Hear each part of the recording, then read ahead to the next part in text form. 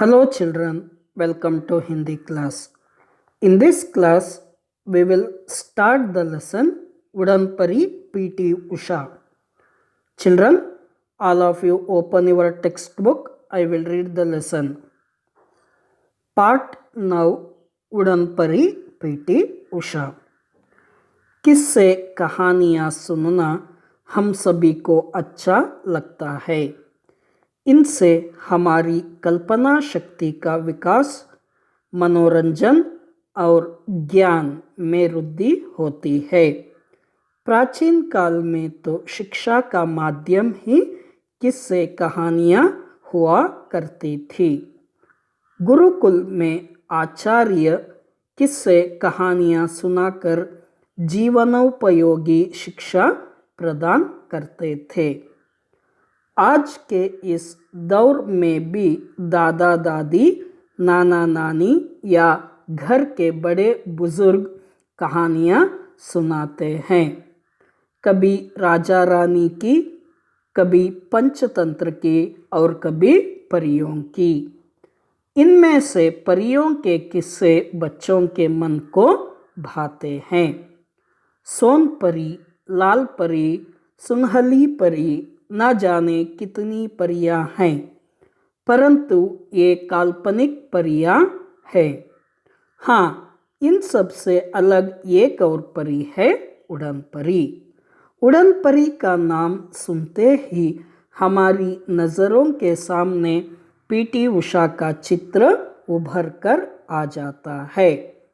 20 मई 1964 20 मई 1964 को देश के सबसे हरे भरे और साक्षर प्रदेश केरल के कोझिकोड जिले के पयोली गांव में उषा का जन्म हुआ। दक्षिण भारत की परंपरा के अनुसार उनका पूरा नाम पिलाउल्लकंटी तेक्के परम्पिल उषा रखा गया।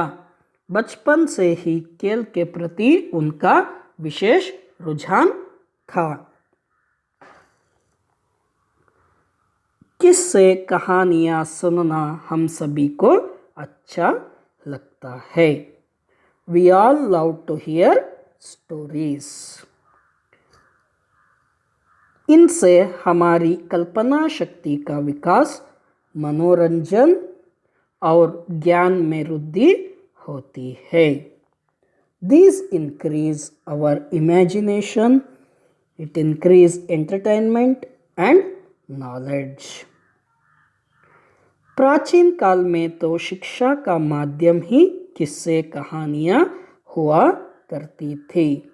In ancient times, stories were the medium of education.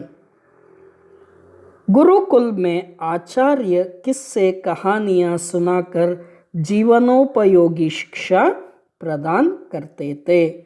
In Gurukul, Acharya used to impart way of life education by telling stories.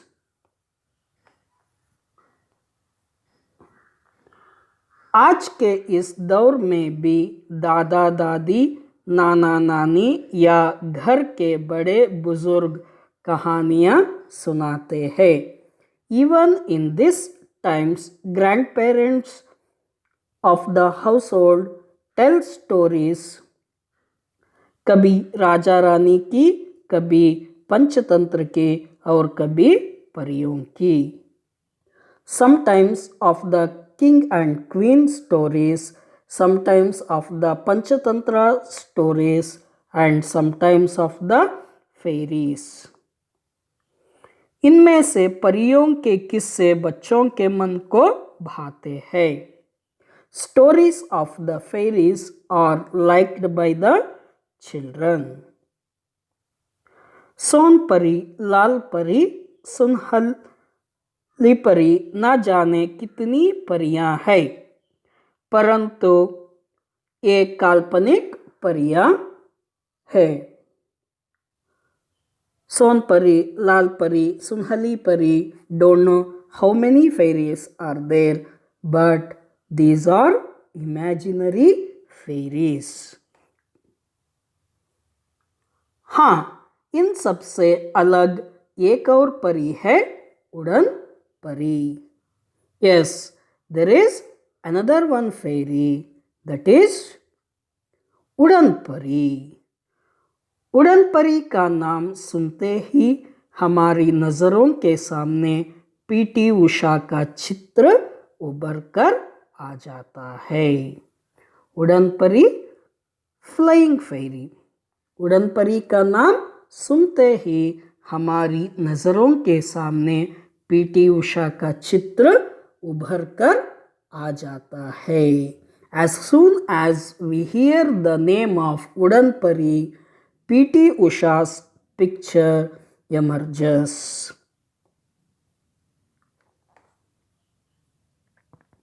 20 May 1964, 20 May 1964. Usha was born on 20 May 1964. देश के सबसे हरे भरे और साक्षर प्रदेश केरल के कोझिकोड जिले के पयोली गांव में हुआ. Usha was born on 20 May 1964 in the village of Payoli in Kozhikode district of Kerala. The greenest and literate state of the country. दक्षिण भारत की परंपरा के अनुसार उनका पूरा नाम पिलावुल्लकंटी तेक्केपरंपिल उषा रखा गया. According to the tradition of South India, her full name is named as पिलावुल्लकंटी तेक्केपरंपिल Usha. बचपन से ही खेल के प्रति उनका विशेष रुझान था.